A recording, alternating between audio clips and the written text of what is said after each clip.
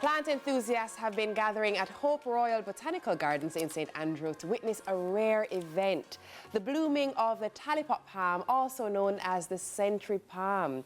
This self-destructing plant, towering at 90 feet, flowers only once in its lifetime, marking the end of its 80-year lifespan in a phenomenon called monocarpy.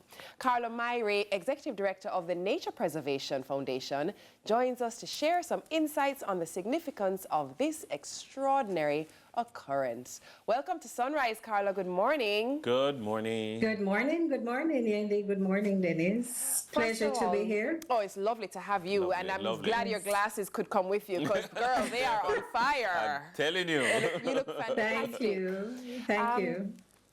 First of all, this has been making headways across even social media. People are really, they're really interested, they're enamored, they're enthused, they can't wait to see it themselves. So people have been clamoring to get to witness this for themselves. How rare is this that we're really talking about here? It's very rare, extremely rare. I've seen in the literature that for the past decade, we've had fewer than about 20 blooms. So it's extremely rare. And what makes this occurrence so exciting is that we have not one, not two, but we have all of 8 that are in full bloom now. Wow. In fact, 9, if I should count the one that bloomed in 2022. So that's it. That's the excitement. That's the buzz that we have so many at the same time, because we did have. I'm told that back in 2007 might have been the first one that bloomed here, but we had one blooming in 2015, 2019, but each time it has just been one. But this time, all of 8. And it's significant because the gardens celebrated 150 years as a botanic garden back in 2023. So it's really something to behold. And as you said, a number of persons have been coming, the very old, the young. We had 100-year-old Georgina Harrison that came on Saturday because she just thought that this is something that she should experience, having turned 100 in February this year. Oh, wow. And yesterday we saw a 10-year-old Gianna came with her grandma to experience the site as well. So it has been creating a buzz. Yes. So Carla, explain to me, when it blooms, and that's basically what happens to the tree? It does. Yeah. So in fact, a part of the experience is that we have the tree that bloomed in 2019 is currently up. So persons can see exactly what happens after it dies. Right. No. All right. So it dies, and you just leave it. It continues standing in its state. We will eventually cut it down because what it does, it bows out, literally. Oh, wow. Because it is so established, because it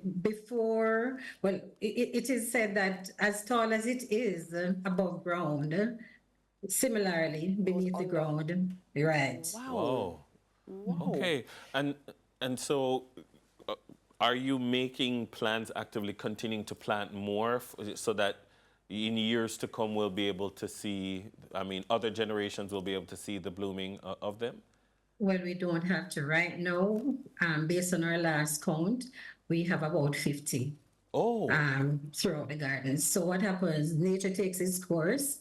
It's a very good attractor for pollinators because we have the birds and we have the bats that take the seeds and drop them, all over the place. So we have about 50, as I said, based on our last check. So we'll have a couple for years to come. I'm glad that you mentioned the birds and the bats because I'm very curious about how this tree impacts the biodiversity of, everything in the gardens, because I'm sorry, you can't just come and bloom once in a lifetime and have some other purpose. There must be something else to your gift. Tell us about that. Right. So as I said, in terms of pollination and the attraction for the birds and the insects, we also have soil enrichment as part of how it will impact the biodiversity. The seed dispersal is also one way, and what is important as well is the cultural and ecological importance. Yeah.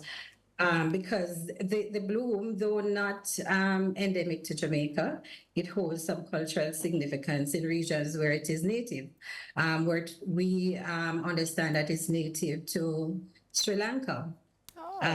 And India. Oh, wow. So, and culturally, they use different parts of the plant for different things. And it also supports ecotourism because we do have a lot of visitors who travel around the world. In fact, I was reading where in a garden in the USA, the Wall Street Journal, when they had their only bloom, the Wall Street Journal actually sent a reporter to cover the event. Oh, wow. So, It was that speaking important. of the ecotourism element, I mean, persons are watching this conversation right now, and they're saying, "I want to go and take a picture with it." How long do they have? What's the window of opportunity like? Okay, so these that we have here, the oldest one started blooming in November of last year. And based on our experience, they would take maybe about 12 months or so before they before they go to the next stage, which is producing the fruit before they actually die. In fact, from flowering to producing the seed and dying, it takes about 5 years. Okay, okay. But in terms of this beautiful flower that we're seeing, that will be there for a couple more months. Okay. All right, awesome. Well, please go out and see it for yourself, especially if you are really an enthusiast of these kinds of things. Go and enjoy the Yes. grounds, enjoy the gardens. Yes, Lovely yes, to go yes. and picnic up there. Lay out a Yes. blanket with your family, put your bicycles in the back of the car and go and enjoy the outdoors. Yeah. One of the things I love. Perfect. One of the things I love about the gardens is that the ramping. Yes, ma'am. Like the kids when they see the space, It's them just lovely. look out and see Run space. free. What them just run, them play. Yes. Beautiful. Yeah. It's beautiful. Thank you I very will much. share with you, Miss Myrie, it's actually one of my favorite places to walk, and I often would go up there for walks when I was pregnant. It was very calming. That's my Yes, spot. we see those photos. Nice. Awesome. Thank you Yes. very much. Carla You're Myrie welcome. is the Executive Director of the Nature Preservation Foundation. Of course, coming up after the break, it's Law and Order JA.